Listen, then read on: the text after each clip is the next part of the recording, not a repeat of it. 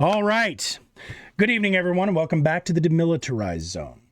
We are here to help you feel better about engaging in hot-button topics.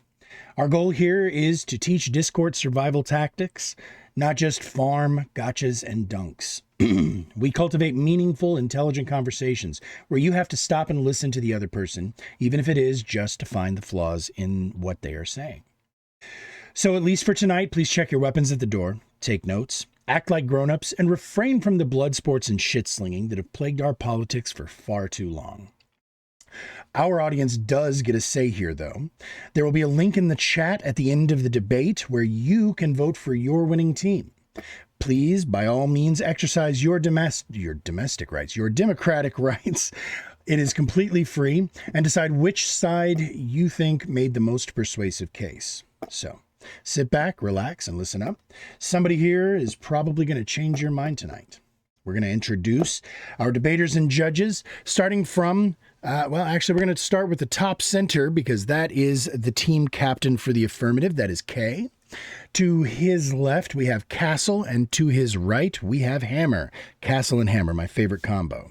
Down here in the bottom left in the center is LetsChief, our first judge for the night, and smashing that curry in the middle is Lethe, our second judge. I'm over here just gonna be the one emceeing. In the bottom left corner, we have Gorps, the team captain for the negative side. And in the bottom center, we have Searka. In the bottom right, we have Vigilante, also smashing Lethe's curry. Actually, I'm just kidding. He's eating bacon. He's a cannibal. So, carnivore. So, with that said, we are going to be having a slightly different format from what we've done in the past. We're going to be doing more back and forths and having planned questions from the judges instead of the typical open center time. So I'm not going to bother putting the entire thing onto the screen so you guys can see it. Just know that it's going to go open, then cross, then open, then cross, then open, then cross. And it is going to be the captain's decision what order everybody goes in. I actually don't need to know who goes when yet, but once the debate starts, just be prepared, Captain, to tell us who you're putting in next. So, if anybody has any questions, raise your hands. No hands? No hands? Huzzah. Then in that case, let's go ahead and get our prompt up on the board. Tonight's prompt is America. Hang on. Tonight's prompt is America. Oh my God. Stop it. True or false? Thank you. America, true or false? America, true or false? Is America False. should get rid of political parties? Now, we actually didn't have any haggling over the prompt this week, which is kind of interesting. So I'm hoping that everybody speaks fluent English and understands the prompt clearly. But Is the ANCOM isn't? Shots fired. Not even here to defend himself. For what it's worth, ANCOM could not make it. Welcome in, Casey. We are going to get Casey back into these debates here soon, hopefully. So, all right. I've got 3 minutes on the clock. Kay, yours is the opening team on the affirmative. Who is going to be your first debater? That would be me. Kay is going to open for the affirmative. There's 3 minutes on the clock for you right now, Kay. If you are ready to begin, everybody, then go ahead and start talking. The clock will start with you. All right. September 17th, 1796. George Washington, we all knew it was coming. The father of our country laid out the warning in his farewell address. Political parties may now and then answer popular ends. They're likely in the course of time and things to become potent engines by which cunning, ambitious, and unprincipled men will be enabled to subvert the power of the people and usurp for themselves the reins of government, destroying afterwards the very engines which have lifted them to unjust domain. While not every word that Washington says is gospel, I would like to think that we should heed this warning and take extra care and examine it, especially with the hindsight of the last 229 years, to see if it has lived up. Now, More than ever, it has become clear that political parties have a strong hold over our democracy and has a hand over its throat. They act as gatekeepers, filtering candidates and ideas. So you must be politically gridlocked, voting for what people would call the lesser of two evils. Now, we've heard that more than ever before. So let's take a look at what that looks like. 45% of Americans are identified as independents compared to the split of 27% Republican and 20% Democrat. Despite this, 0 out of the 435 House representatives are independent. Only 2 out of 100 senators are independent. That is 0.37% of Congress, representing 45% of Americans. And only 17% of these Americans trust the government to do what is right. On the other hand, local government trust sits at 67%. That's interesting. Let's look into why that is.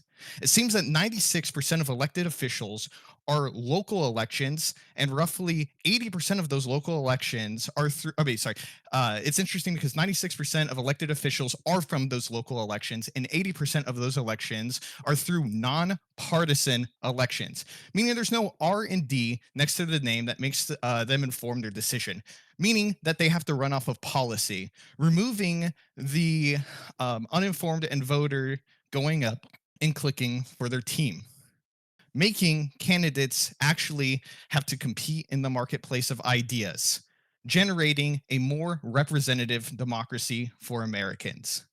Today, I hope that we can flesh this out through my other teammates here and have a good conversation and talk about how the future of America could look without this party system corrupting the roots of this house. I end my time. All right.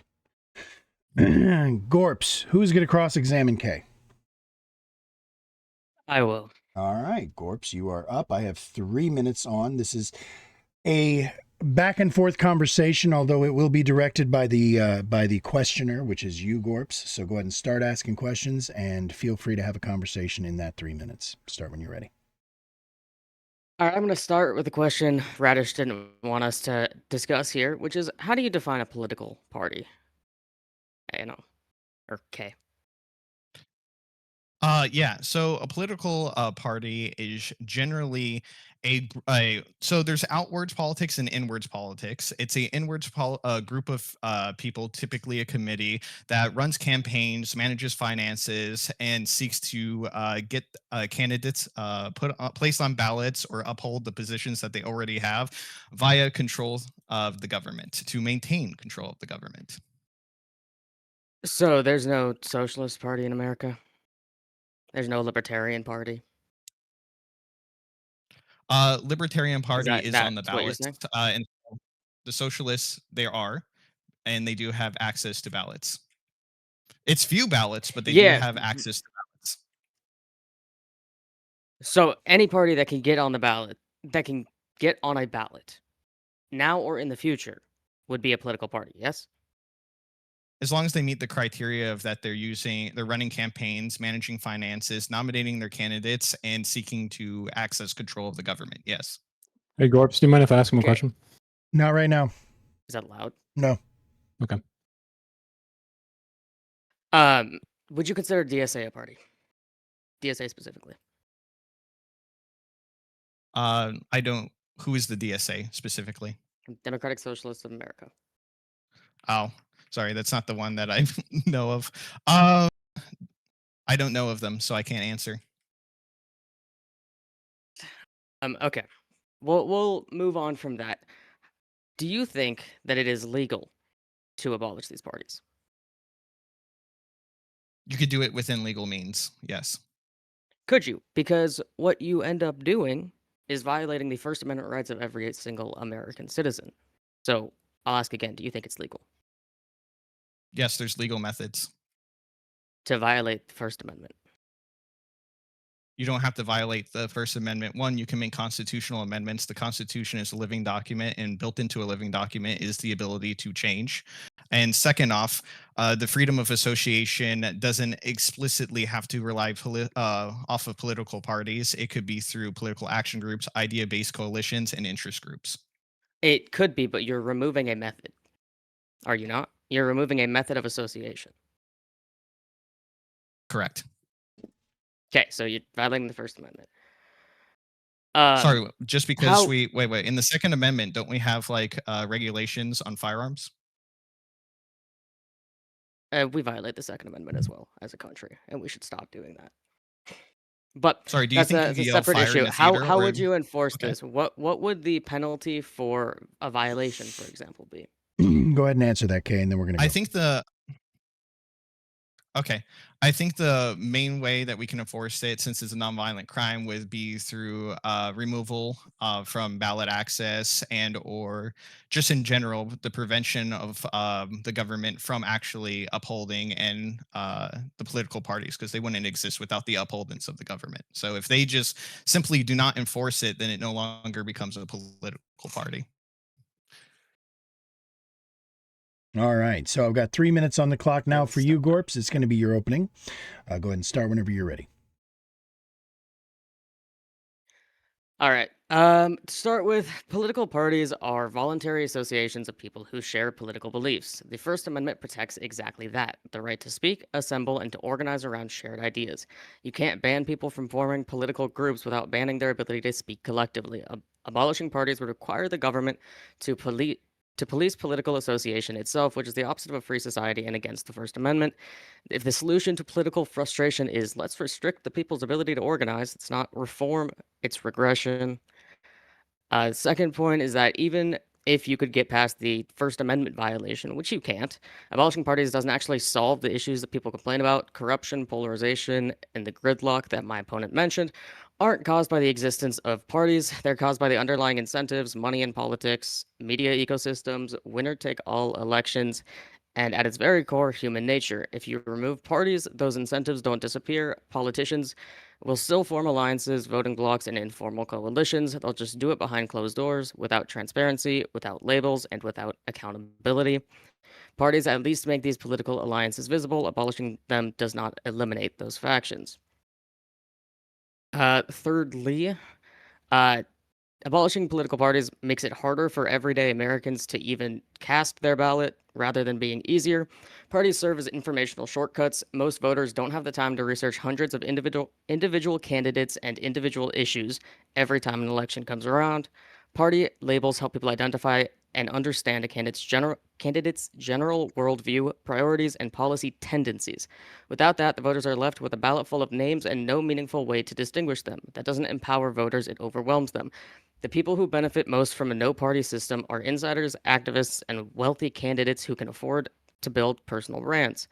The people who lose are ordinary voters who rely on clear, accessible information to make decisions.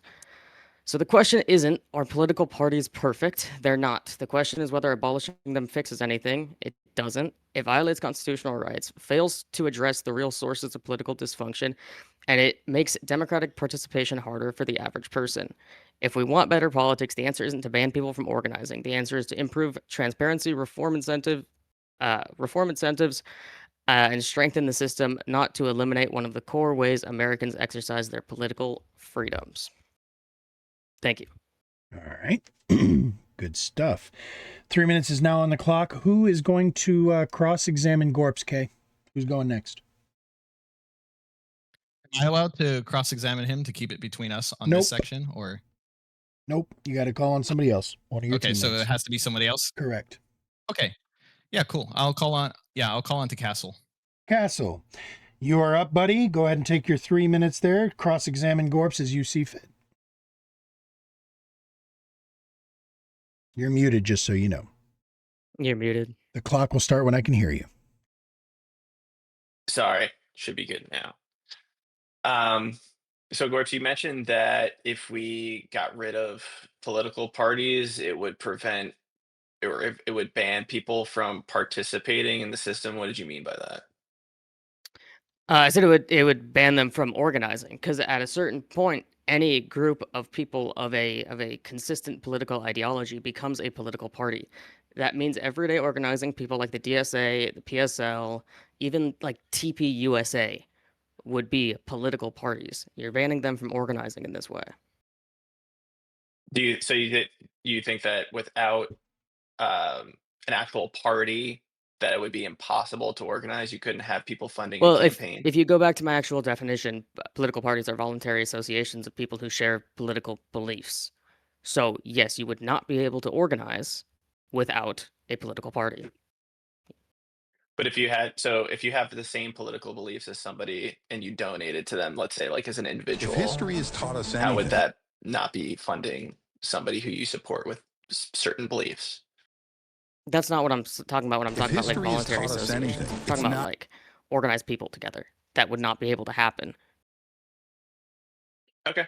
Um, you also said that you wouldn't be able to, well, I guess if you have certain parties running, and let's say you have smaller parties that are kind of thrown out of the wayside, like if you have a smaller conservative party or a freedom party, for example, and we got rid of all political parties, they would be affected. Do you think that them not being able to organize gives them a less of a chance of winning or a better chance of winning if it were non-denominational, for example? I don't think it really matters their chance of winning.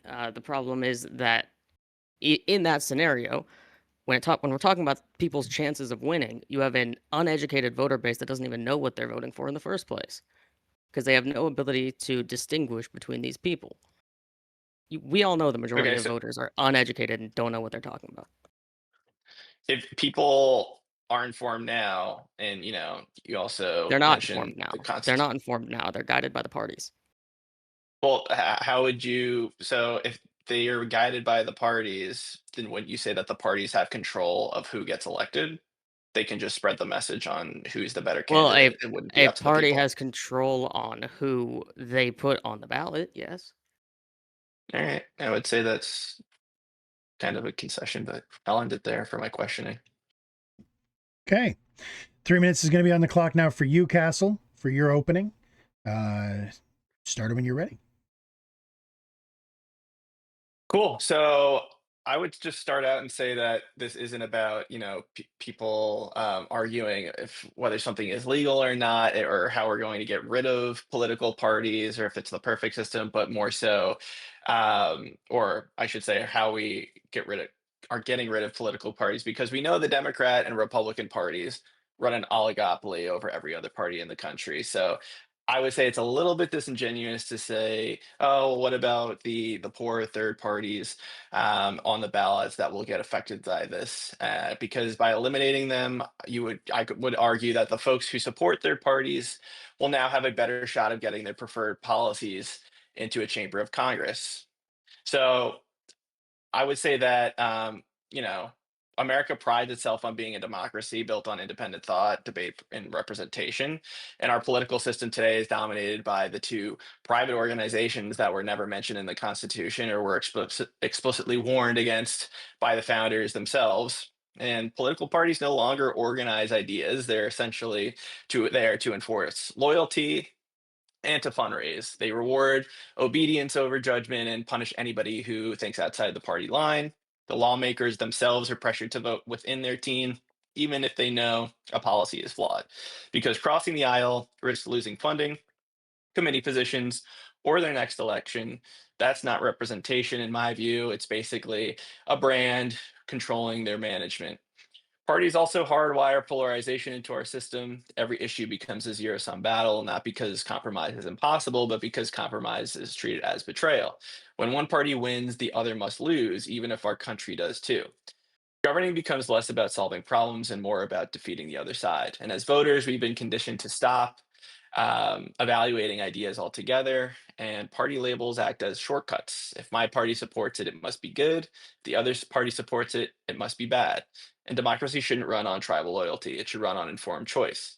Worst of all, political parties suppress better leadership. They gatekeep who can run, who gets funding, and who gets heard.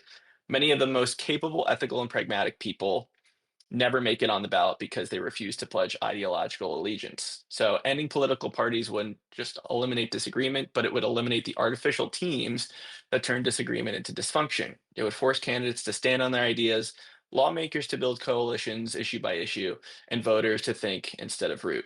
If democracy is meant to represent people, not parties, then it is time to move past them. And that's all I had. All right. Okay. Who's going to examine Cassell? Who's going to? Nope. I'm sorry, Gorps. My bad. Sorry, buddy. Gorps. Who's going to cross-examine Cassell? I believe that would be Vigilante. Vigilante, you have been called to the plate, sir. 3 minutes is going to be on the clock for you now. Go ahead and start when you're ready. Yeah, so first things first, I'm going to address the last thing that you said. What would be the difference between a coalition and a party?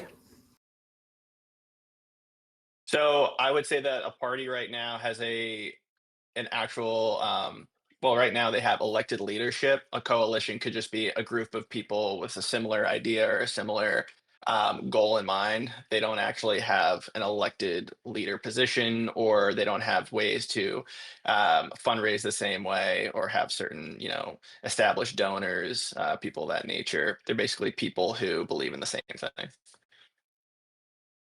Yeah, so without political parties, how do you expect that people would get elected? So essentially, right, you can still raise money on your own. You can have a website to get on a ballot. There are a certain amount of signatures that you would need to have to get on a ballot.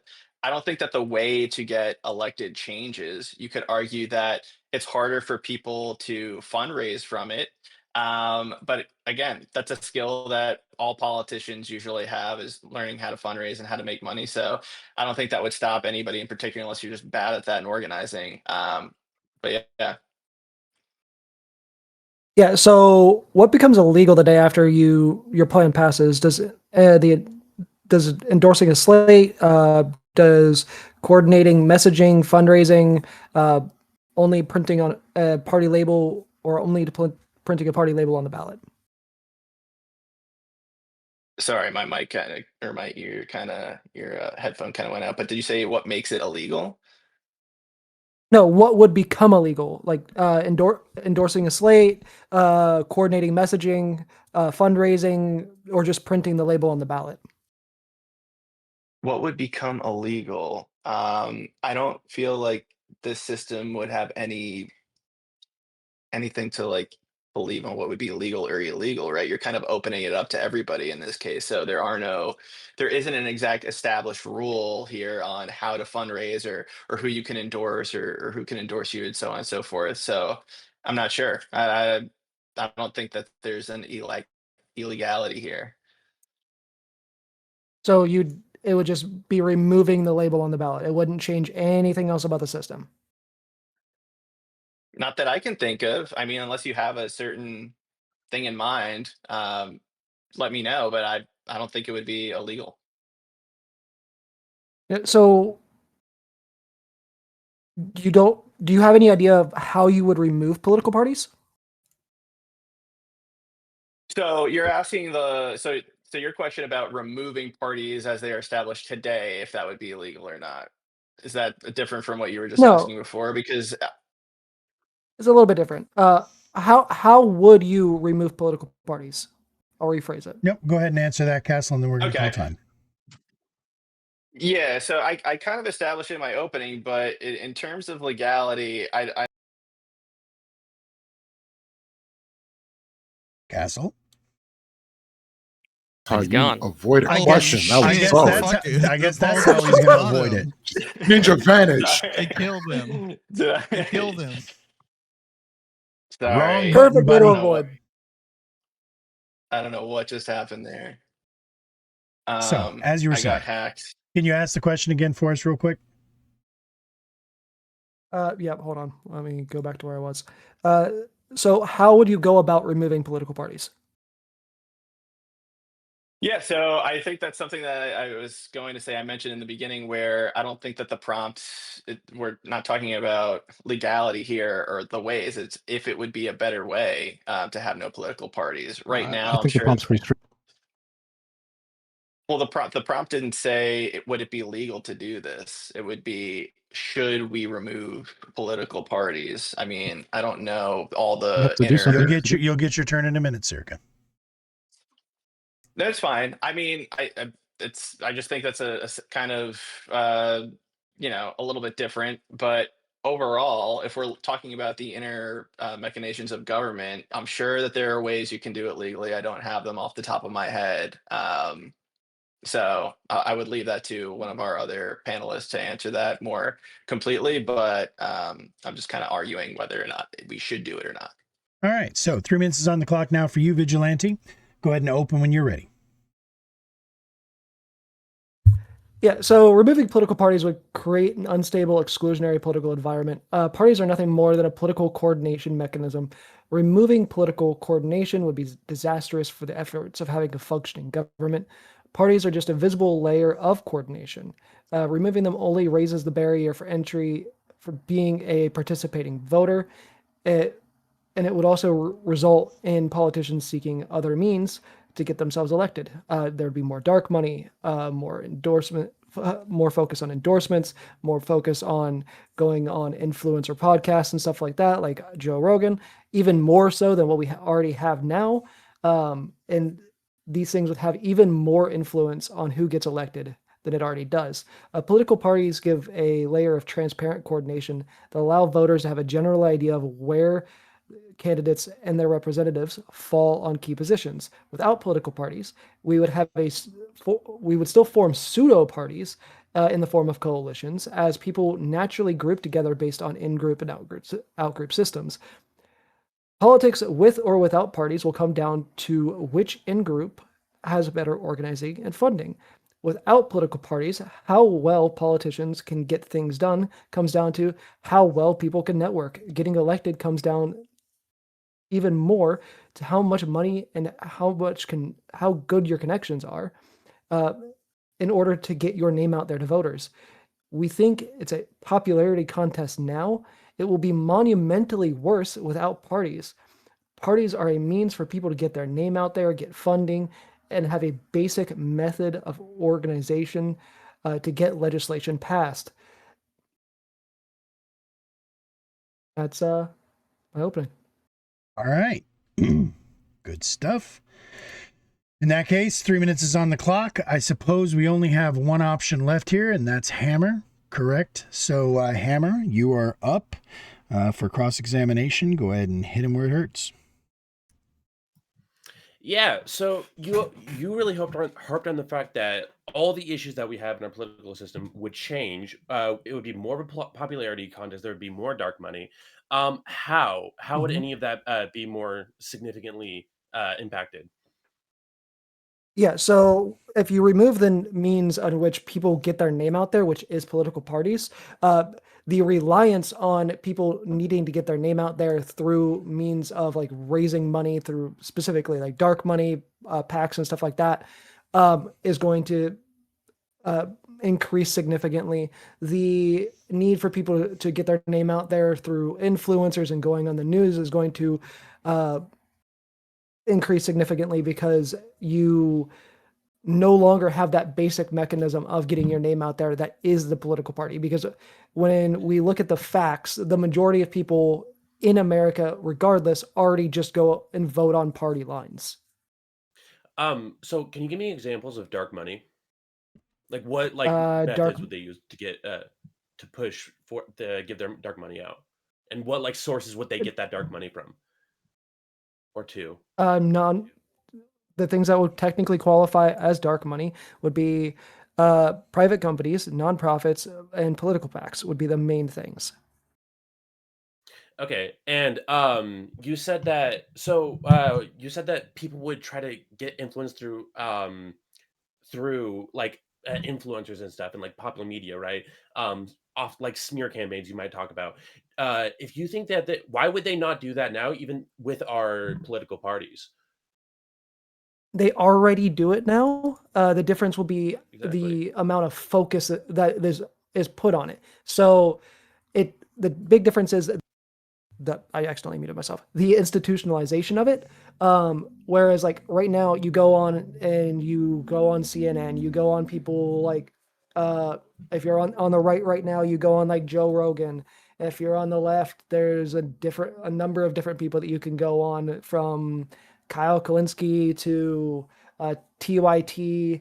The focus on that is going to increase even more because you'd have to get your name out for people to recognize your name on the ballot. Okay. Here's the thing. We've heard it a million times during elections that they base their they push for candidates based on their electability, right? How popular they are with voters. Nothing else matters. The RNC doesn't like Trump as a person, but he's electable, so they push him. So if going to influencers and doing these media campaigns is what gets you across to voters, then why wouldn't they do that with the RNC and the DNC systems in place now? Again, they already do. The difference is the transparency of it. Like when we're talking about like parties, so without parties, they would effectively, uh, like I said, they would form pseudo parties or coalitions that are even less transparent than what we already have currently in government. So parties are a mechanism for transparency because we already get a loose idea of what people believe based off of which party they're running under. All right, that's time. 3 minutes for you now, Hammer. Go ahead and open when you're ready. Okay. The Trump presidencies have set forth the record for the most total government shutdown days in American history, with a total of 79 days out of the 5 years he has spent in the presidency so far. This means that we have entered a place where the Congress failing to do its most fundamental function is the new normal. Each time one of these shutdowns has happened, it has been preceded and proceeded by a partisan back and forth in the media, which rose to such a level that negotiations have become impossible. This has also become the new standard. Um, the mindset driven by the existence of political parties has been so corrupted by petty team sports conflicts that coming together and working towards the interest of the population takes a back seat. Voters hold positions based on their party lines, and moving them from these positions is impossible. Their rationality and better nature are set aside for loyalty. Politicians then represent those positions with little to no variation, causing further gridlock among possible positions that anyone can hold, both politicians and voters. This dynamic runs in counter to the one which our founding fathers had, where all involved in the government recognized and respected each other as allies in the pursuit of serving their country and its people. I would advocate for the disempowerment of political parties, both legally and within culture. I would advocate if we were to remove legal privileges that the Democratic and Republican parties have, we'd start to put forth politicians based on policy, and our cultural standards would change. And that is my opening. Okay. Searka, it is finally your turn to cross. Go ahead and hit him with what you got. What is that supposed to be? You've been chomping at the bit since we started, so go ahead. I know. I'm sorry. Okay, so I just want to ask you.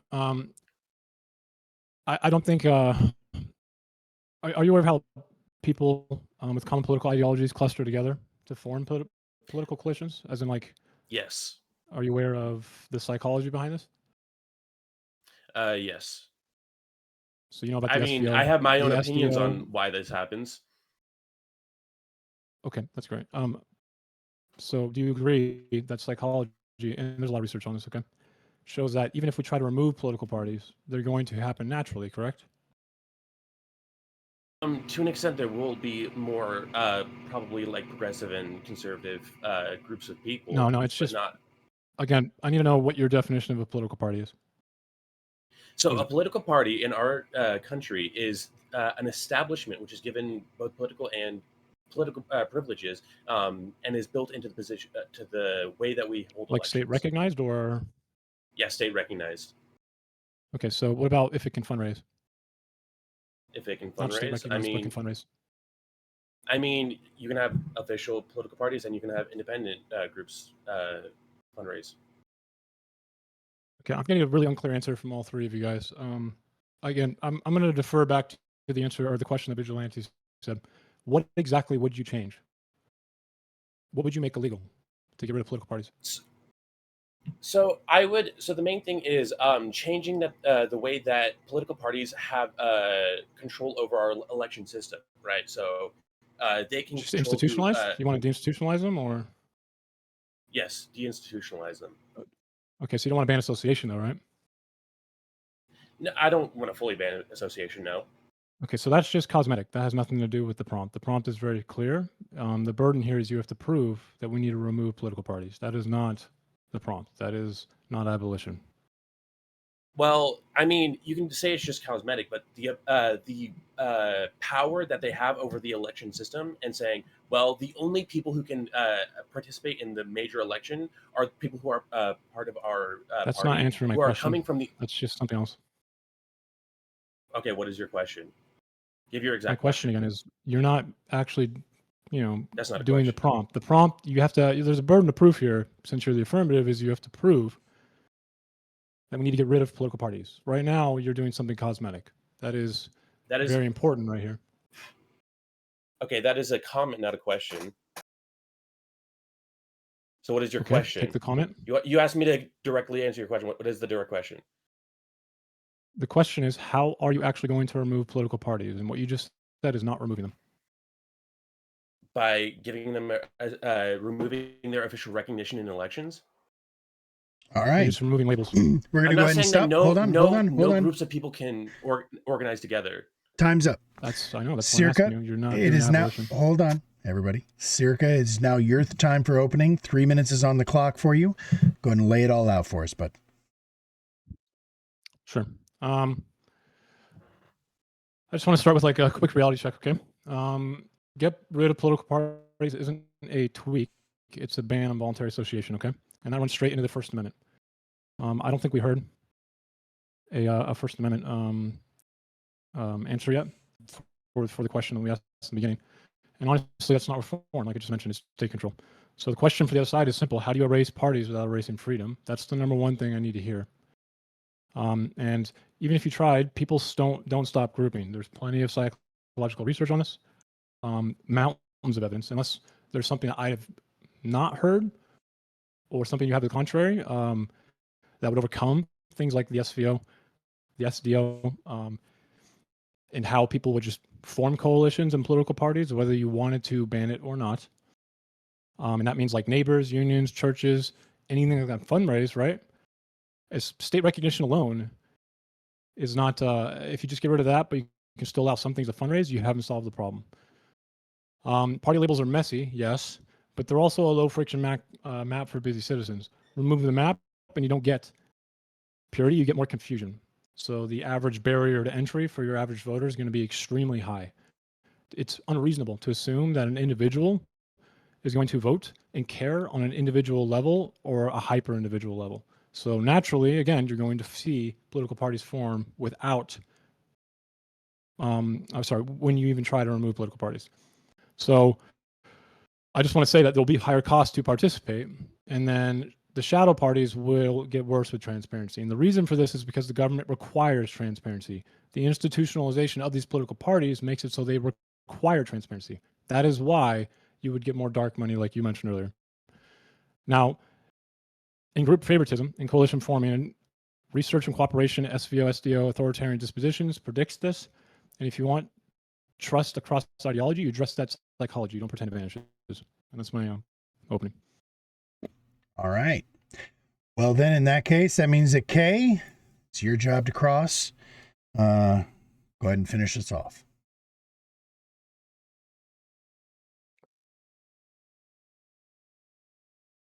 Okay. Yeah. You keep on saying that it's a First Amendment violation and that it wasn't addressed, but I think I remember directly saying that there is a legal way we can ratify the Constitution that is legal, that's doable, that's something that exists. Yeah, I mean, we have amendments. What do you think amendments are in the Constitution? Okay, so that would solve the First Amendment only by changing it, okay? Which would dismantle core associational protections. And I mean, that's also assuming that this is a legality case when this is clearly there's question of should you do something, not whether it's, but okay. There's Tasha John versus Republican Party of Connecticut. There's the EU versus San Francisco County Democratic Central Committee. I mean, I can go on and on and on, but what you should always do. Does legal mean you always should do something? No, I never said that. Okay, well then why are we having a conversation about the legality when we have already established there is legal processes, so we know it can be done? No, that's fine. So the next question now let's move forward. The next part is you have to tell me how you would do that. Yeah. How would you do that without ruining the First Amendment? Okay, yeah, I don't think it's a radical idea to solve the problem. There's a few things we could do. We could do non-partisan ballots. We can prevent That is not removing political parties. represented. You were asking me what this would do. Do you want me to continue? I need to hear you say a way you would get rid of political parties, not It would get rid of political parties. like ranked choice voting, bro. That's not the same thing. Non-partisan ballots. I would get rid of committees associated between representatives that are, because we vote in the representatives through outward politics with the coalitions and the PACs and stuff. It would prevent the inward forming of politics where like Democrats can form together in parties in Congress and the House. I heard you say inward and outward earlier. Yes. What are your definitions of that? Do you know what those two definitions mean, inward and outward politics? Yes, outward is when the people push policy, push money. Inward is when sitting representatives and government officials push policy and push money around and so forth. So political parties are coalition machines for both. You know that, right? Yes. It actually proves that parties can be just a tribal label. So you're admitting that parties exist because coordination is hard in both areas, right? No. And the outward politics here is where that? I said you're admitting. So coalitions exist for both. Yes. And that means you're admitting that there's coordination going on here. Political parties allow for strong coordination. Oh yeah, it allows for coordination between the people that are already sitting in power. So are you removing political parties or are you not? I'm confused. Yes, I just said so. Right. Coalitions outward coalitions aren't political parties. Political parties refer to the system in place to use governance and legislature to elect sitting.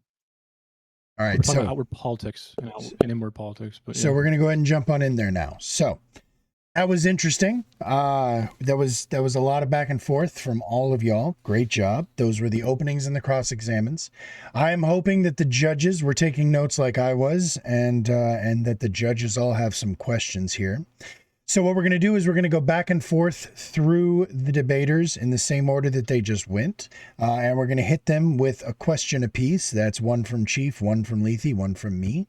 I'm not going to bother putting a timer on this part. I would rather you be able to complete your thought, but I will ask you to try to avoid monologuing too hard. The judges will be asked to watch for that. And I'm also going to advise you, don't try debating the judges. It's not going to go well for you. Just answer the questions they ask. So we're going to go to UK first. Now, I'm actually going to... I'm going to go first, if that's all right. If the judges are okay with that, I will ask my question first, then I'll go to each one of y'all. And like I said, we're going to do each debater in turn.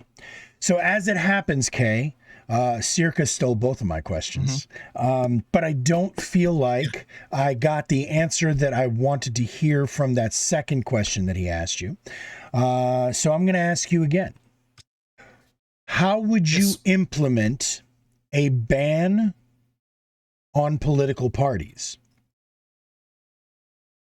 So basically, you would outlaw and make it illegal, and through code of ethics and legislation for sitting members to form committees within elected officials to form committees within House, Senate, and other government positions, and outlaw the use of those for them to coordinate money, power, influence to move power to influence elections to make sure that they keep on sitting or that a policy gets pushed. So basically, this would make it so the people that fundraise, push policy, and recommend it would be constituents, and that the people that can't do that would be already sitting there because we had already voted them in to sit there and represent us.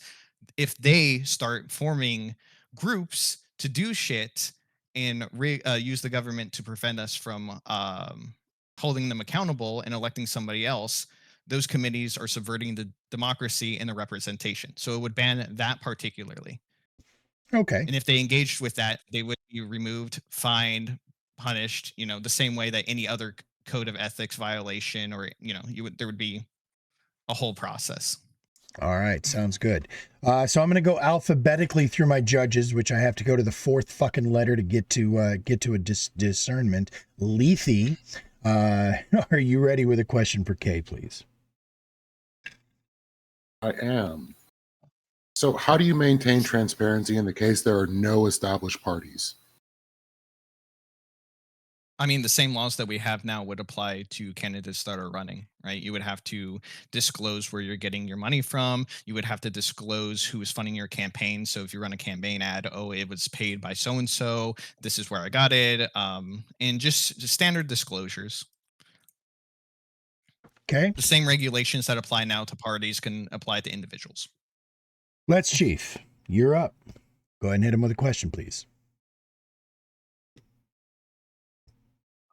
In your open, you mentioned that 45% of Americans are independent, and then 27% are split Democratic and Republican Party.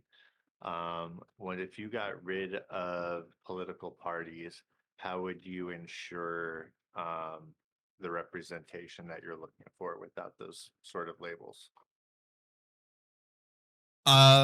Yeah, so it's not a guarantee of representation, just a better form of that likelihood that you would be represented, because obviously you could be like in the minority group, but essentially this causes people to have more grassroots local support for when they're running. They're going to have to go to action groups, interest groups, coalitions, schools and stuff, and start, fundraising, getting the message out there, which means intrinsically they would have to have more local support in order to make it to a national stage. And because they're not, because they're being elected directly from to represent what we want. So it's like, hey, we want you to go do X, Y, and Z. We're electing you based on those policies you ran for. And now with these new laws in place, they can't go behind and be like, hey, Mitch McConnell, hey, whoever else I want, we're going to do X, Y, and Z that I didn't agree with. And pretty much they're going to have to eat shit because I'm going to run unopposed. Because remember, you won't run against me, and I won't.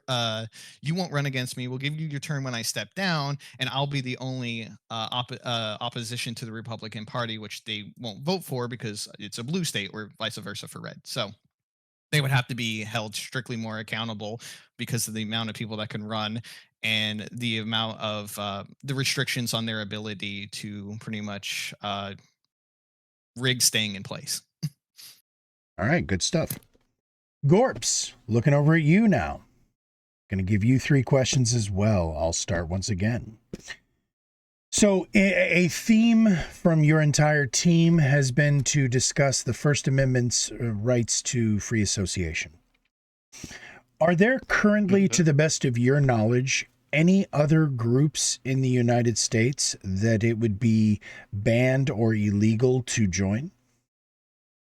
Any other groups, organizations, etc., that would be considered illegal to be a member of? The only I could think of would be like terrorist organizations. Okay. So then there are examples of groups and parties and etc. that you are not allowed to, or that you are banned, forbidden under the First Amendment legally from joining? Yeah, terrorist organizations, but I do also think that that's unconstitutional, but that's a separate issue. Okay. Lethe, question for Gorps, please.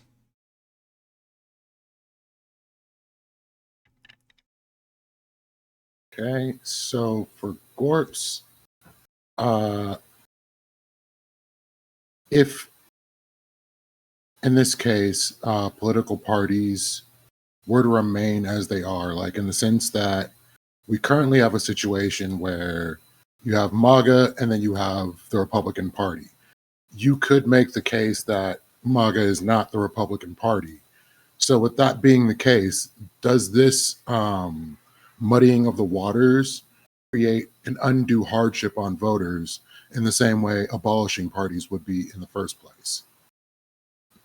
Not in the same way. I think that you're right. There is kind of a distinction between MAGA and like a traditional conservative Republican. But this is still less muddy than like having no parties at all. If you think about it, like you kind of know the general idea of what a Republican, whether it's a MAGA Republican or a conservative, old school Republican, you have a general idea of where they're going to be and how that's different from the other people on the ballot because of the party that they're associated with. So there's still clarity there. It's not perfect, of course, but I also think that we should have more parties so that that is more specific, so that you can have a MAGA and then a Republican and then a libertarian and a Democrat and a socialist and throw a communist in there for fun. LetsChief, you're up, sir. If we eliminated political parties, but still had grassroots organizations and interest groups and different smaller coalitions, would that maintain the freedom of association? Well, I think those would just take the place of the Democrats and Republicans now. So you would end up in the exact same situation, unless you're going to keep eliminating them. In which case, yes, you're still violating the freedom of association. All right. Cassell, you're now up. I will start once again.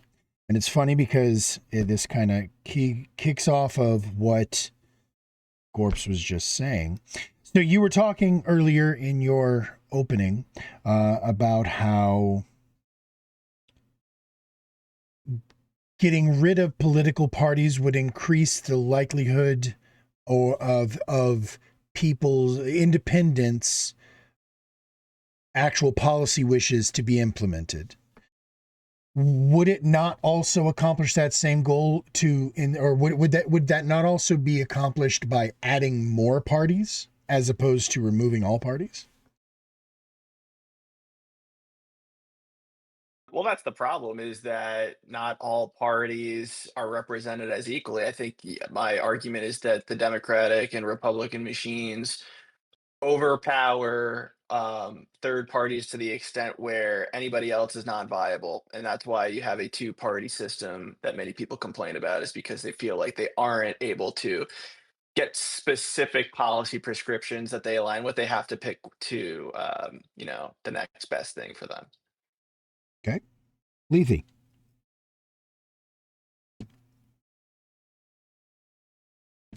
You are muted, my friend. Okay. So I was forming the question. If both the parties are just oligopolies and this is all kayfabe, they're doing the exact same thing, what could legally be put in place, or what could be put in place to disincentivize this?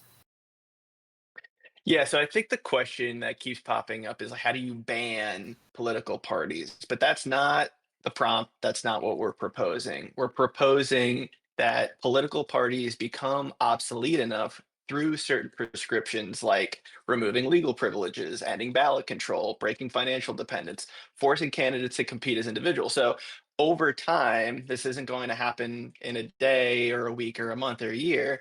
Over time, when you remove these things, political parties become more obsolete, and it opens up the framework for individuals to compete on a ballot level, right? And so over time this happens and people start getting elected based on grassroots organization and policies rather than platforms or whatever the DNC-RNC says, and you'll start to see people vote for individuals over certain parties.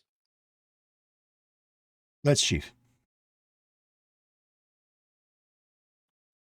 It kind of sounded like you were saying that lack of good fundraising for any politician would kind of be a skill issue, but with an added need for more individuals to be focused on fundraising, like, would that be a good thing to have that added focus on the money, whereas the political party would kind of alleviate some of that pressure with some guaranteed backing? Yeah, and again, I'll point back to my opening where I said it's not a perfect system, but I would say it's a better system, because right now you're having political organizations like the DNC and RNC pick candidates based on who they prefer, and setting up money and fundraising for them through Act Blue or Win Red. So I think if you had certain individuals or even high spend or high earning individuals who support a grassroots candidate, I think that's a good thing. I know that obviously through money in politics isn't going to be overturned by the Supreme Court anytime soon. So as long as that's still in motion, I think that relying on people with money, if you're still somebody who is grassroots or lesser known and not in politics, it's better than having a party control you through those means, because then they can make you say certain things or do certain things rather than an individual who can't really control you at the same level. So I'd still think it's a better outcome. Vigilante. During your opening, one of the things that you said were beneficial about party politics was that parties give us transparent motivations. Do you believe that? I'm going to assume that you're aware of the Satanist transgender person who got voted into office because they ran as a Republican. Why do you believe that parties offer motivational transparency if people can label themselves as any party they choose to? Yeah, so I mean, there are definitely going to be some clear outliers whenever it comes to people running in certain areas for just to have the label to have a higher chance of getting on the ballot. There was actually a point in time where I personally was in a very deep red district here in Ohio that I was going to run as a Republican because it would give me more transparency on the ballot. Now, whenever it comes down to the actual political motivations of parties, parties always establish a party platform. The DNC does it, and the Republican Party do it. The Republican Party's one, for the most part, this past year was effectively just the Project 2025 agenda, even though they just reworded a lot of it.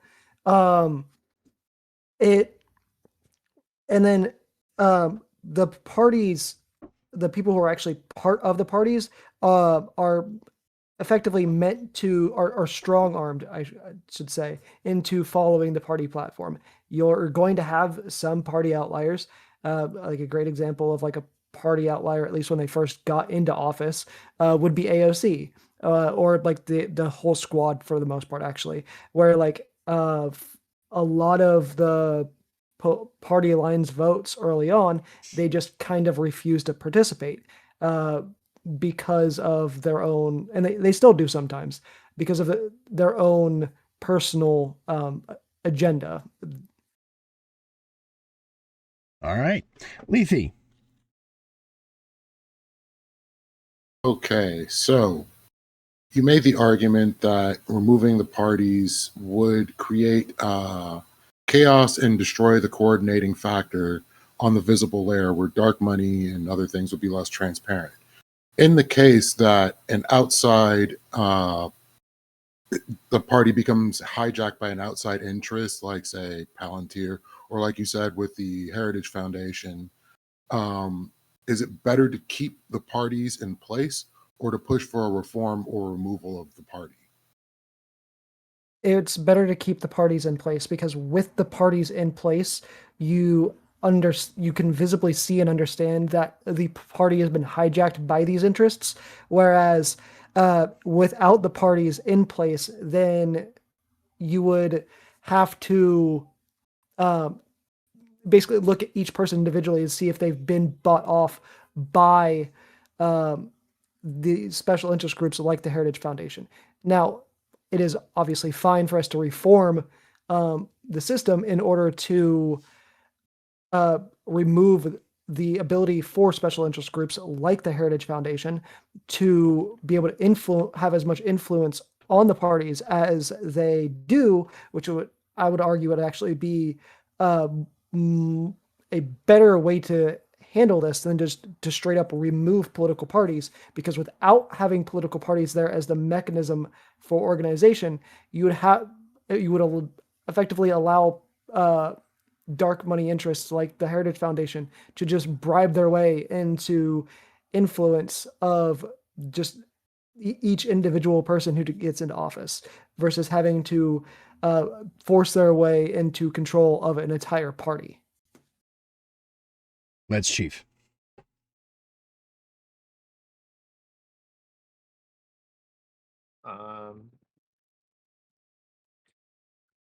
Considering that, I think in the cross-examination, you mentioned that there could be a fear without political parties of it becoming more of a popularity contest where networking could become more important than ideas. But, especially if we kept some of the regulation for transparency for the money in our politics in place, like, would it not be an improvement if some of that networking and fundraising was more, localized and from the community? It wouldn't necessarily cause it to be more localized, because you'd still have a lot of big money interests, like say Walmart, for example, going and funding campaigns in basically all over the country. You'd still have oil companies going and funding campaigns all over the country.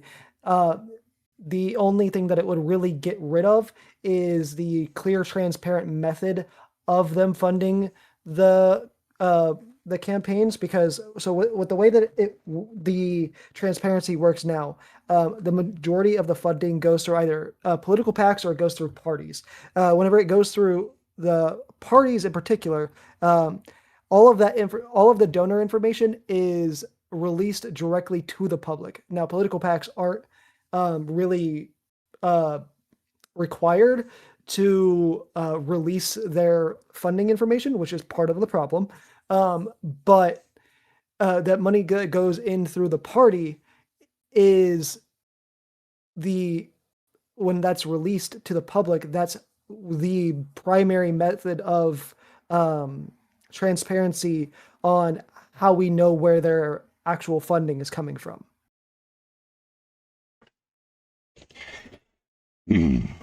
Hammer, you're up. So, your opening was so short that I had troubles forming a question. So you're actually going to get a default generic question. Given the fact that you are offering, or you are suggesting that political parties you want us to be rid of political parties, but your teammates have clarified that we are not seeking abolition, simply disincentivization.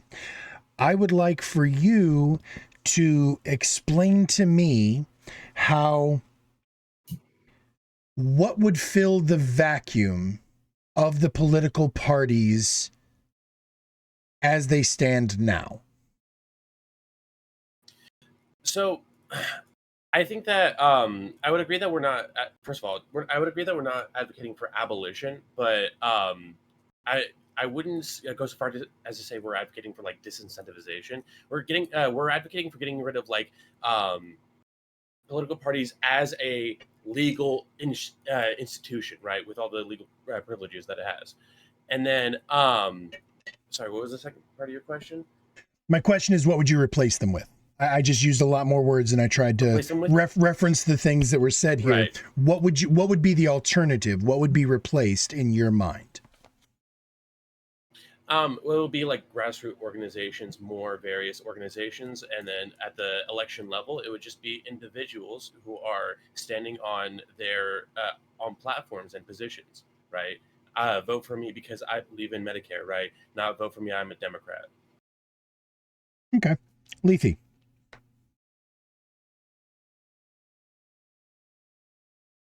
Hey, Hammer, how's it going? Hey, what's up, Lethe? So, if there were no parties and you're not abolishing it, but the legal institution, what would stop a corporation from creating something on the lines of an industry plant, like, installing or finding somebody in a community and paying to make sure that this person seems like, what people view Bernie Sanders as. Right. So obviously, like we can, there's never going to be no funding in politics. So corporations will still have the ability to fund and maybe even give a little bit of exposure to. But we can have along the lines of how we have monopoly laws preventing corporations from like covering like having an entire control of a market. We can prevent organizations and companies from preventing anyone except for their candidates to exist within the political space for them being nominated. So if they're saying like, oh, we're going to go to all these press companies and make sure they're the only ones who get press, or oh, we're gonna like come together with all these other companies and make sure only these people are the ones getting funding, and we're not going to let anyone else get funding from other sources. Stuff like that. That would be like that would be along the lines of what we have for monopoly laws. And LetsChief. I'm going to apologize in advance because I feel like my question's unfair, and I don't think we should judge you too harshly because it's a kind of it's a big ask. I'm going to just preface that. And at one point you had mentioned that, petty team sports get in the way, making negotiations impossible. What's the biggest example of legislation that would pass with bipartisan support, if not for these petty team sports? Well, if we were to go to get away from like people fighting each other to get one over on the other party, like off the top of my head, I would use the example that I used in my opening, which is government shutdowns. We saw the last one where like the Republican Congress was, or I would say it's more the Republican Congress. People would disagree, but both parties were coming forth with their solutions, and neither of them were willing to budge whatsoever on their position and their put forward policy. And there was a lot of shenanigans where like the Republican Party put forth their counteroffer at the very last minute, stuff like that. Again, like it's a huge, massive thing to have a government shutdown, and they were letting it go by to get one over on their political opponent. Last but not least, Searka. In your opening, you alluded to the fact that getting rid of the political parties would create a situation where the vast majority of voters would be undereducated in the correct way to vote, implying that Correct. No, I'm sorry, just informed. okay, would be ill-informed voters. That's it. What that sounds like to me is that you don't think that the average person is capable of informing themselves sufficiently for democracy to work. So my question to you is, do you, Searka, believe that democracy is a myth? No. I said the barrier to entry. So it's not that people aren't capable, it's that realistically they would be underinformed because parties, because of their cooperative nature, they're also the biggest strengths of political parties are its biggest weakness. So parties allow for cooperation. That is a fact. There's tons of evidence for this. And the best way to make sure that people get informed is through parties, unfortunately. People thinking the same thing, joining coalitions together, associating. Without that, an individual who's thinking specifically on an individual level, trying to vote, it's unreasonable to assume that they would have all of the information when all they're doing is voting for themselves on an individual level. It's hard for them to care even. So it's not that they're not capable. It's just realistically they would there'd be extreme cooperation issues, which would lead to less information for people. I just want you to know that I have a follow-up question that I don't get to ask you, and that bothers me. Even though it's my own fucking rules, I got to follow them. Lethe, your turn, sir. Ask the question I was thinking, going to say please. do it anyway. No. Because it's Searka and wait. So let me get to my questions. So basically the idea that you put forward is that either way parties will form naturally, and this is just a psychological conclusion based on the data. Is it a subversion of nature that the two-party system is the primary system at the moment? A subversion of nature? As in, like, it's not a natural way to go? Or what natural way it should be? I mean, considering the idea that Form? people would be forming parties all over, the fact that the two-party system, like Republicans and Democrats, are the two primary, and nothing else really gets the same level of deference. So the problem here is, and I like your question, Leafy, it's just the prompt is very specific, right? It says get rid of, which means banning or materially suppressing citizens' ability to form political associations. So I do think it is subversion in a way that the United States only has a two-party system. There are plenty of ways in which we could fix this to correct that. I don't think it's relevant to this debate, though. LetsChief, last question. As I had mentioned in a previous, in an earlier question to another debater, they had mentioned that without political parties, there would be more grassroots organization, interest groups, and coalitions. Is this just political parties with extra steps or getting around? Yep. It's just a different label. 100%. All right. Sorry.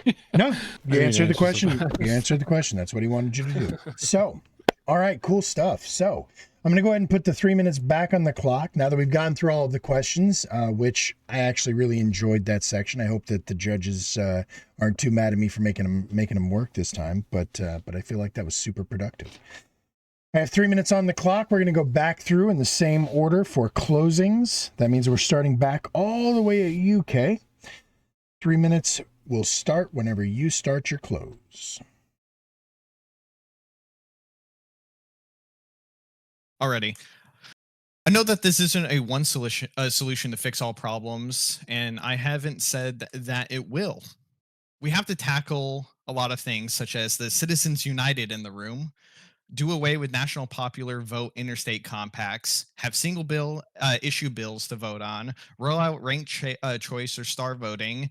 It's a system that relies on other systems, but if your car has multiple problems, you don't just not fix one, you start fixing one at a time so the car can eventually run properly. A mile is not run in one step, but rather one step at a time until you reach the end goal. Parties are inward politics that allow a politician to avoid accountability for their poor representation and use funds and influence to strong arm you into voting for their party, their government, use their legislation to make you go through their candidate, sometimes even using your money.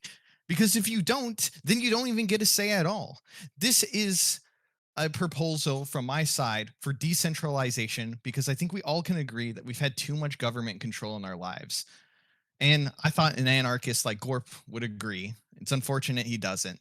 This isn't a radical idea either. This is something that has been tried before in America. Nebraska already does it for their state legislator. 80% of local elections are ran. Remember that. The most trustworthy and most favored form of our government is ran on non-partisan ballots. They exist, they run, they work, and they work better than how our government is working now. How do we get the money? Grassroots funding, donations, raising campaigns. How would we coordinate?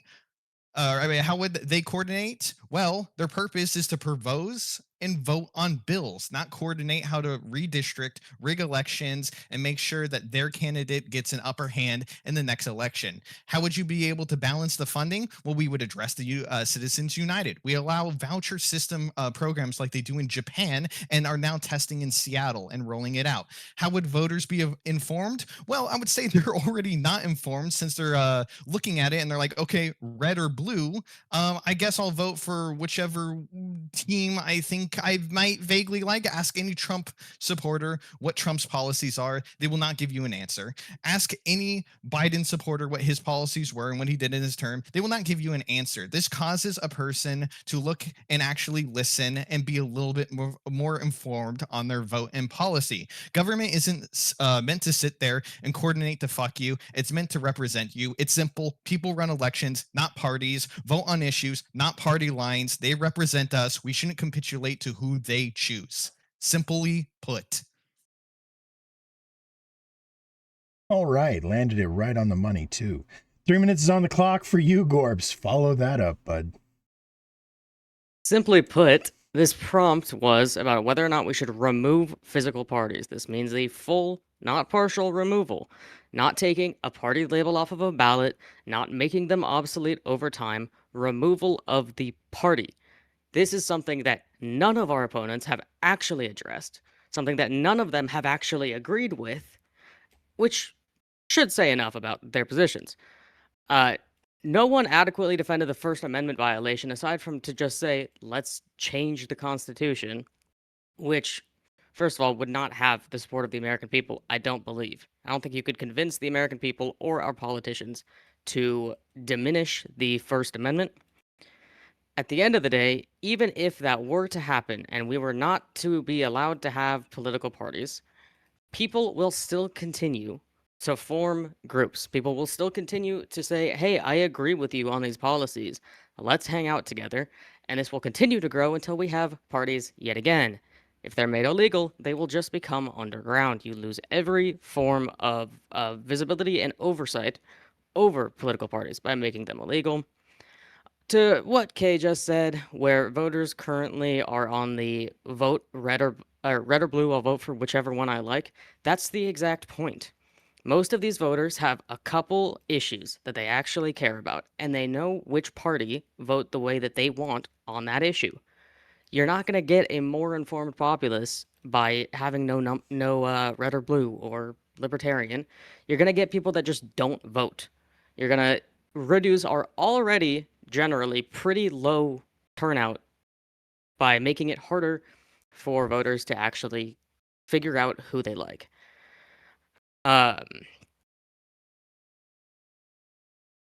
We would also, again, as I said before, and as my opponents haven't really been able to say anything about, you would also be removing the ability for any organization, a DSA, a libertarian group, a neo-Nazi group, you'd be removing the ability for any of them to be able to organize together and try to get on a ballot.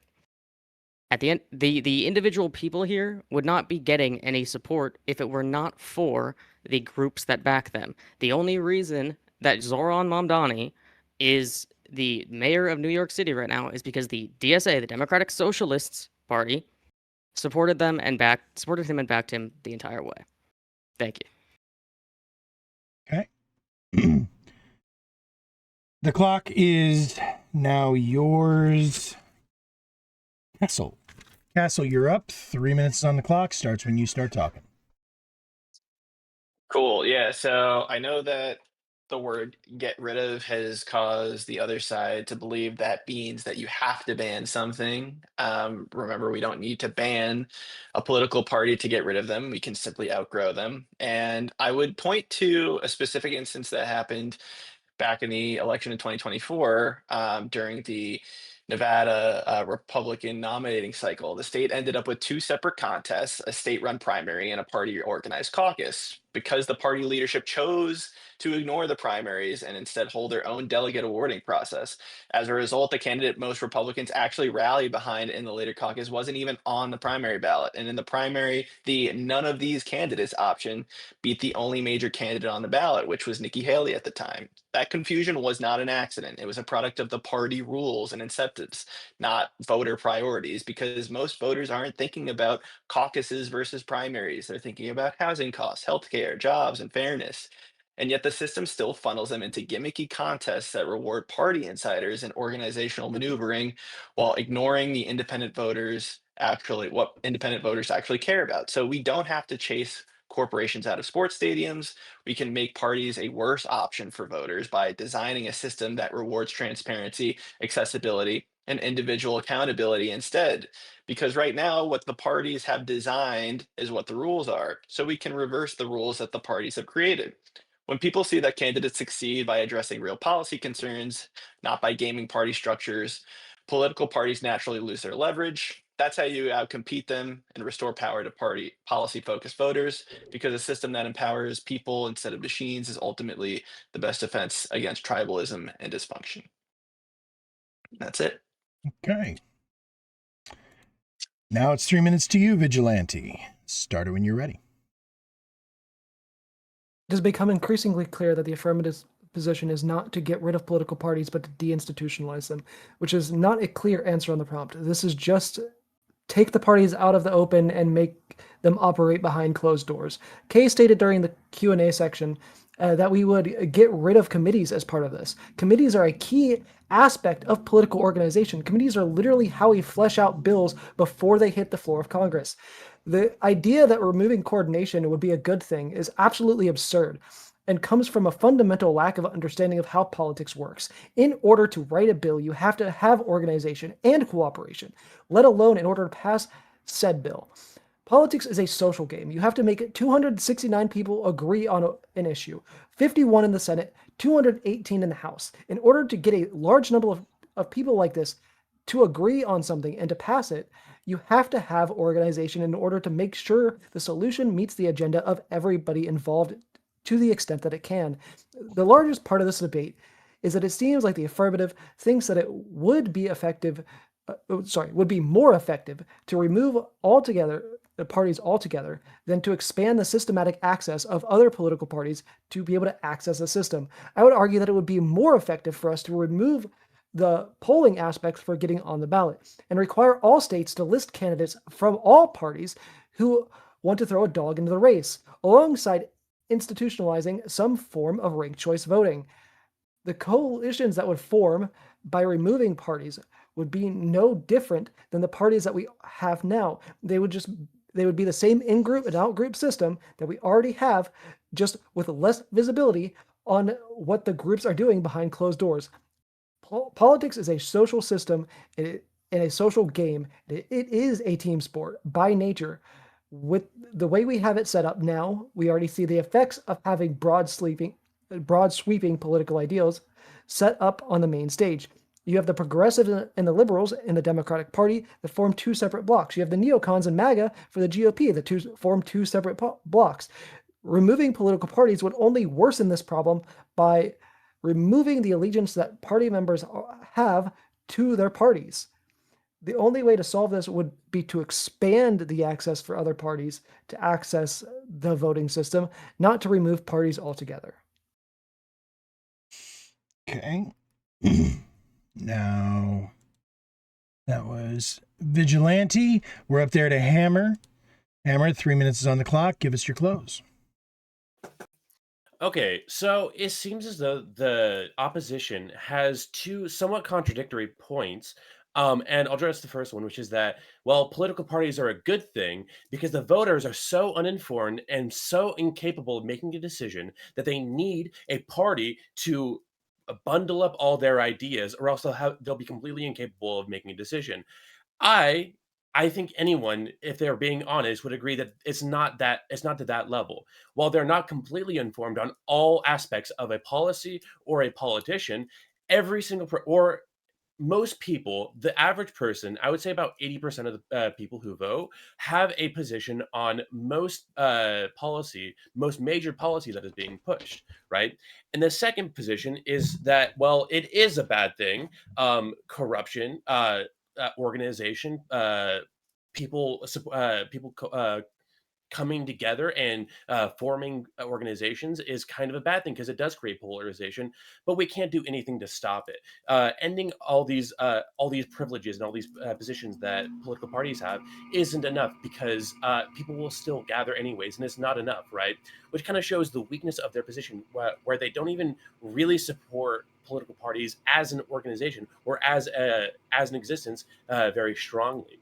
And they're kind of trying to strawman us and pigeonhole us by saying, Well, if we want to be against political parties, then we have to absolutely advocate for the most extreme measures to outlaw them. We need to bring, like, almost have raids on any kind of organization or any kind of meeting that anyone does over politics. And I think that is absurd. And I think that is really unfair. And it places political parties as just organizations, groups of people who are coming together and agreeing on politics. And that's obviously not what they are. Political parties are major establishments that are supported by the government and have a hold on the electoral process. Getting rid of their hold on the electoral process would remove political parties as they exist today. And doing so would be enough to say, remove what we have as political parties. Obviously, nobody supports getting rid of any kind of political organization, any grassroots movement, any communion of people. Okay, and that's my closing. Okay. And last but certainly not least, Searka, it is you to bring it home. Put a cherry on top for us, bud.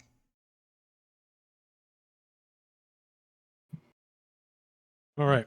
So I want to say that this debate felt like I was chasing the various different versions and definitions of this specter, and that specter being the affirmative's conclusion, which even at this point I feel like is unclear. There's tons of evidence to show that political parties, even if we decided to, I guess, hope that they would go away, is not the case.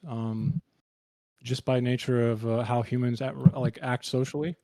And I want to describe, I want to say if their plan is constitutional, parties do not disappear. And if their plan makes parties disappear, it is not constitutional. They're trying to solve factions by banning factions. And a free system channels association. It does not ban them. It does not just remove them or pretend they don't exist, because they do. And I'm just going to bring it back to the main problems we're kind of having here. Get rid of means banning or materially suppressing citizens' abilities to form durable political associations that recruit, endorse, coordinate candidates, plan, and that requires state coercion, and it triggers serious First Amendment issues. If you think that we can just deinstitutionalize them, then you are failing the prompt.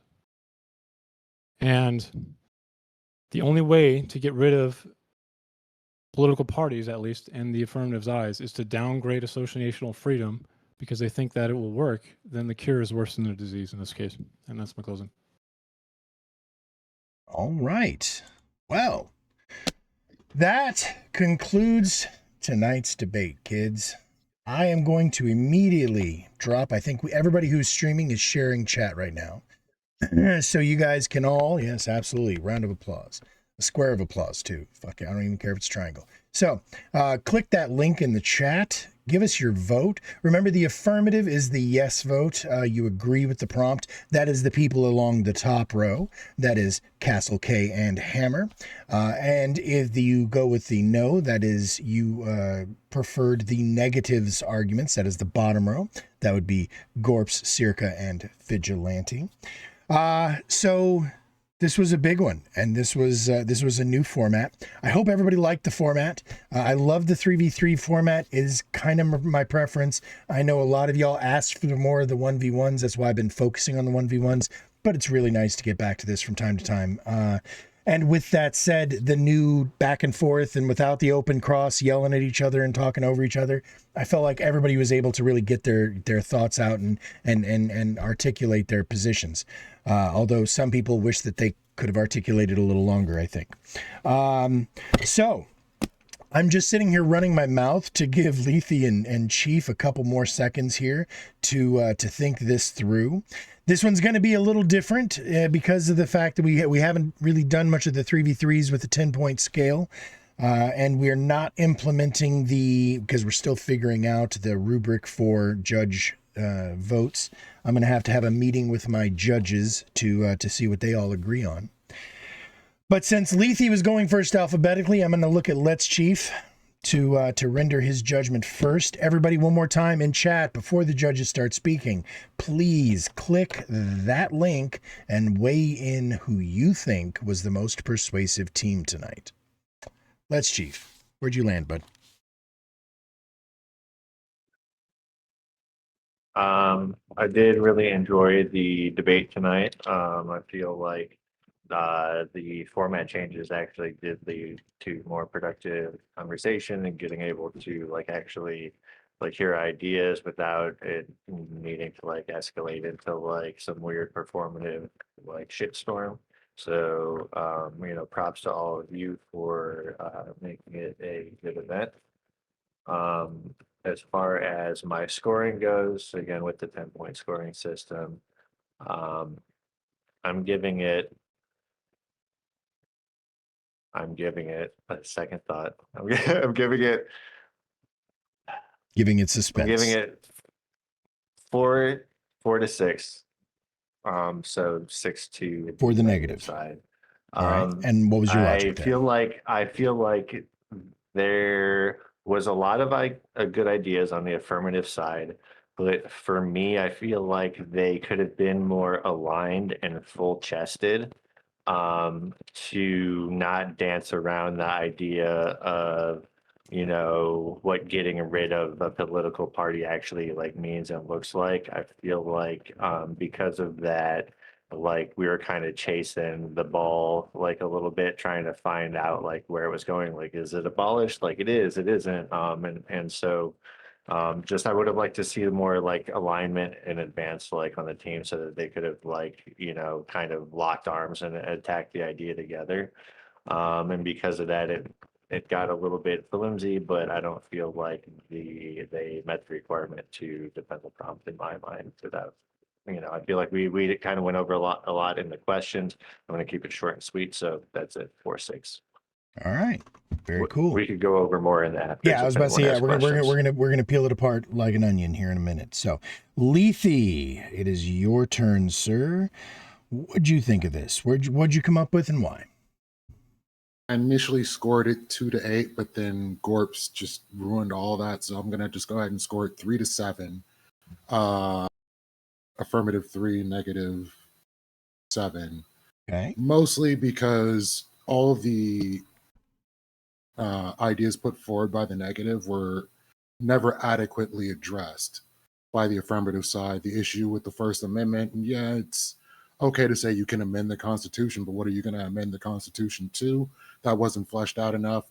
Based on Searka, for the most part, the idea that it's not a full abolition, as these parties are going to grow naturally no matter what you do, and this would just cause more shadow play for the most part, and less coordination and less understanding of what the parties are representing. Pretty much shows the primary issue of why I have to score it in that way. All right. Well, so then in that case, I want to give you all a couple seconds to lock in the rest of your votes. We've got almost 40 viewers out there. I sure hope I get it. Almost all of y'all voting. Either it's free. There's no reason that you didn't. You just fucking do it, even though it doesn't matter. Just like voting in America. But I would like to see where you guys landed, and we do keep scores, so it matters in the long run for ranking purposes. While you guys are, wait, what was the score? What do you mean? It was 4-6 and 3-7. What was the? So. Oh, okay. Have you not? I thought he said negative something. Oh, no. To the negative side. confused. Yeah. Affirmative and negative sides. Okay. So, yeah. he did not take away points that Chief gave you, bud. I was like, what is this? No. So, yeah, I actually want to say that while I enjoyed, I'm gonna go ahead and weigh in, since we already know that the winning team here is going to be the negative side. And I'm going to go ahead and, yeah, fuck it. You know what? It's been long enough. Let's see where we came down on the votes. Just before I affect the votes. Boom. Boom. Nice. Oh. All right. We got a good spread of votes. It's pretty close, but it is 6-4 for the negative. That's what we wanted to see. So that is a shutout, unfortunately. The audience agrees with the judges. Let me verify. Let me look at that one more time. You got 6-4. Mine said 11-8 negative. Oh, right. No, it's percentages. We round up. So it's 60% goes to the no. Okay. 40% goes to I didn't know yes. you meant points. I didn't know Yeah, you meant points. That's the way I've been doing it. That way it's still the same 10-point scale as y'all's. it kind of works out that way. Hell yeah. All right. So yeah, it is 6-4 to the negative. Now, I just want to say that I enjoyed the hell out of this. This is a prompt that is near and dear to my heart. I have personally advocated for the abolition of political parties for years and years and years, and I'm looking forward to the after party where we get to yell and scream at each other. But I actually do kind of feel like the audience, or that the judges, well, the judges and the audience might have gotten it right here, insofar as Kay's closing, like, I was getting all fluttery. That was like, I wanted to stand up and start banging my table. But in general, I feel like the negative did present questions. Hey, appreciate the follow. Did present questions that the affirmative, I feel like, should have been able to bat down. And Cassell came really close whenever he really clarified the prompt was to outgrow, not abolish. But it felt like the negative somehow, and this is just rhetorical skill, I think, but the negative was able to keep driving home that misrepresentation of what y'all were calling for, and they did it effectively. And I also have to agree with I believe it was what LetsChief just said there, that was largely on the shoulders of Searka. And so for that reason, among a couple of others, Searka is actually getting my MVP for the night. This was probably the best performance I've seen out of Searka, and it was a pleasure to watch. So, that's right. So, all right. Agree. Good job, Searka. Yeah. Now, that said, like I said, that closing, fucking K, I'm actually gonna clip that closing because I don't feel like anybody really knocked down your closing, which was kind of oh, K's gone. K, where'd you go, K? What? Rage quit. Kay is here. do you It's mean? Cassell Yeah, that Cassell is left. gone. Oh, Cassell left again. Castle's What the heck? been having Discord I'm being issues. slandered by the judge. This is bias. This is democracy. No, I manifest. was Get your hand- like, fuck, we hurt his feelings, y'all.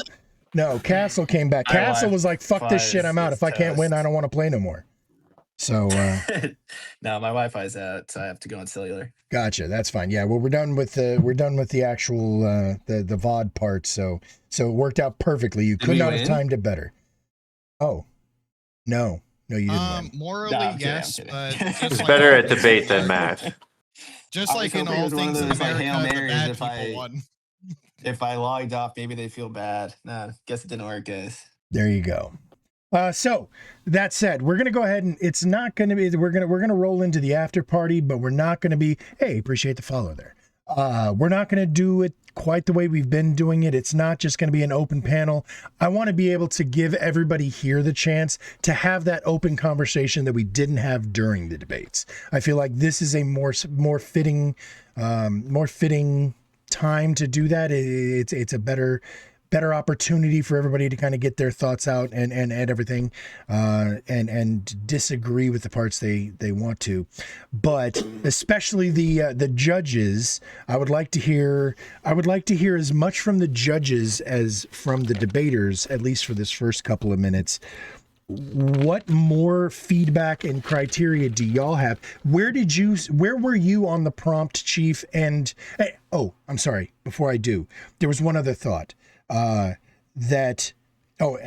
goddamn it, two more thoughts. So first of all, Searka, the other big thing that stood out to me and the reason that you got the MVP instead of K, which was, I was on the fence between the two of y'all, but specifically the way that you took over K's cross-X, like the fact that it was between the two of y'all and you specifically managed to you cowed him. Like you turned him to where he was answering to you during his cross-examination. And it felt like Kay kind of did that because he didn't have a problem with it, right? And was like, whatever. You're taking it the same places I would have, but it just get rid of the First Amendment. So. It felt like a right. Yeah, you did. You took away his First Amendment. Oh, look at this. Yeah. 5-6 Searka yeah. has to lie about what the opposition says. Just rhetoric. I have evidence. Shows no evidence. Here's my rhetoric. This is what the straw man is. That is actually Never another point. able to stand on I'm on the position. negative. That is another point. That is another point. I would like moving forward, whenever you guys have any sort of evidence or references, put them into the room chat so that the judges and I can see it. And I would like to hear more of the debaters call for that. We don't need to pull it apart in the actual debate, but just say, hey, could you give me the link to that? Just so that way we can all look, because especially in the after party part, where we can start saying, hey, you said this and this and this, et cetera, et cetera. But the other thing I was going to say before I go to the judges, I think that the judges asking questions of both sides the way they did demonstrates a lack of bias. I feel like it's really cool because it shows that the judges are being equally critical of both sides and they're not showing any sort of favoritism. I don't know how if y'all feel that as well, but that definitely stood out to me as one of the benefits of this format. So with that said, Chief, where did you start out on this prompt? Like, do you agree or disagree? And did this change you at all?